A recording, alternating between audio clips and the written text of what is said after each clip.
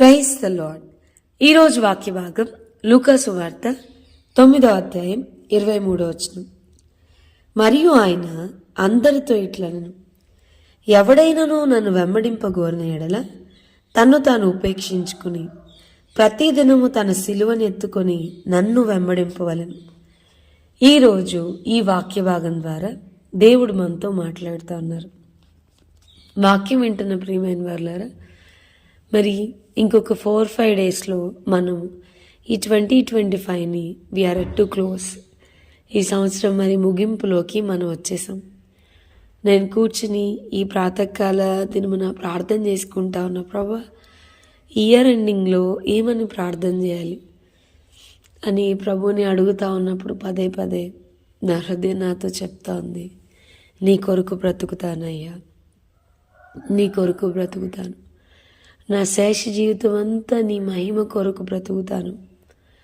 మనం చూస్తే ఎవడైనను ఆయనను వెంబడింపగోని ఎడల తన్ను తాను ఉపేక్షించుకోవడం అంటే ఏంటి అంటే స్వయమును విడిచిపెట్టడం.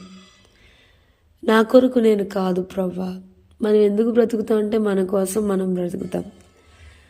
నన్ను నేను ఉపేక్షించుకోవడం అంటే నా సొంత ఆలోచనలు, నా సొంత నిర్ణయాలు, నా సొంత అభిప్రాయాలు. అందుకని నా స్వాభిప్రాయం కంటే కూడా నీ యొక్క ఆలోచనలు నేను ఉన్నతంగా ఎంచుతున్నాను అని మరి లేఖనంలో మనం చూస్తున్నాం.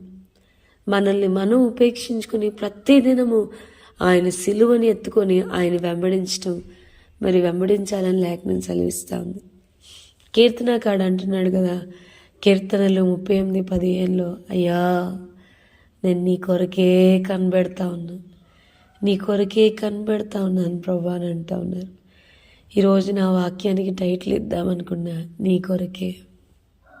నాకు ఇచ్చినవన్నీ నీ కొరకే, నాకు ఇచ్చిన బలము నీ కొరకే, నాకు ఇచ్చిన సమయము నీ కొరకే, నాకు ఇచ్చిన ఆయుష్ నీ కొరకే, నాకు ఇచ్చిన ధనము నీ కొరకే, నాకు ఇచ్చిన ఘనత నీ కొరకే, సమస్తము నీ కొరకే నీ సన్నిధిలో ఖర్చు పెడతానయ్యా, నీ కొరకే బ్రతుకుతానయ్యా, నాకంటూ ఏది కాదు, నీ కొరకే. ఈ లూకా సువార్త 9వ అధ్యాయంలో మనం చూస్తే కనుక మరి యేసు ఒక గ్రామానికి వెళ్ళాలనుకున్నప్పుడు వారు ఆయనకి అనుమతి ఇవ్వరు. అప్పుడు యాకోబు యోహానులకు కోపం వచ్చి అంటారు, అయ్యా అగ్ని నుండి ఆకాశం నుండి అగ్ని వచ్చి వీరిని కాల్చినట్లు మేము ఆజ్ఞాపించమన్న ప్రభు అంటాడు, మనుషుల్ని నశింప చేయడానికి కాదు నేను వచ్చింది, వాళ్ళని రక్షించడానికి. It's not my will. అది ఆయన ఉద్దేశమే కాదు.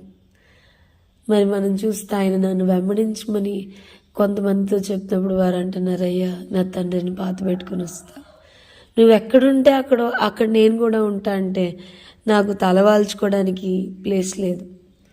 మరి ఆకాశ పక్షులు గూళ్ళు ఉన్నాయి, నక్కలకు బొర్రెలు ఉన్నాయి, కానీ నాకు తలవాల్చుకోవడానికి ప్లేస్ లేదంటే, ప్రభా నేను వెంబడిస్తాం కానీ మాకు మంచిగా ఉండడానికి తినడానికి అన్నీ ఇస్తే కనుక వెంబడిస్తామన్నట్టు తండ్రిని పాత పెట్టుకుని వస్తాం కానీ ఇంటి దగ్గర సెలవు పొందుకుని వస్తాం.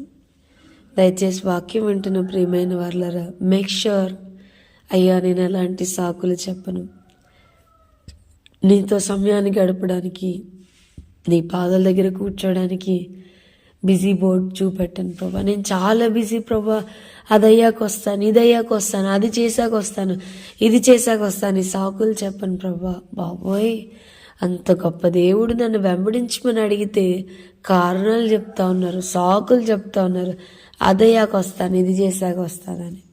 ఈరోజు ప్రభుతో హృదయపూర్వకంగా చెప్తాం, నీ కొరకు బ్రతుకుతానయ్యా, నీకోసమే, నేను ఆ మహిమార్థమే, నీ కొరకే అని ప్రభుతో మరి హృదయపూర్వకంగా మాట్లాడదాం, ప్రార్థన చేసుకుందాం. ప్రభా, ఈ లూకా సువార్త 9వ అధ్యాయం 23వ వచనం మా పట్ల నెరవేర్చబడ్డానికి కృపనివ్వండి.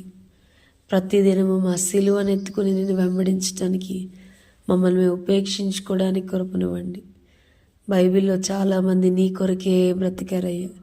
చాలామంది ఒక అపోహ, నీ కొరకు బ్రతికితే చాలా విషయాలు కోల్పోవాల్సి వస్తాయని కాదు ప్రభా, నీ కొరకు బ్రతికినప్పుడు ఉన్నతమైన హెచ్చింపునిస్తావు. నైనా మరి రూతు నీ కొరకు బ్రతికింది. నైనా మరి మీ యొక్క వంశావళిలో రూతు పేరు మరి పెట్టబడతా వచ్చింది. శ్రేష్టమైన భవిష్యత్తునిచ్చాం. మేము కూడా నీ కొరకు బ్రతకడానికి కొరపునమ్మని కోరుతూ యేసునామం అడిగి వేడుకొంచున్నాం తండ్రి. ఆమేన్. God bless you and have a blessed day.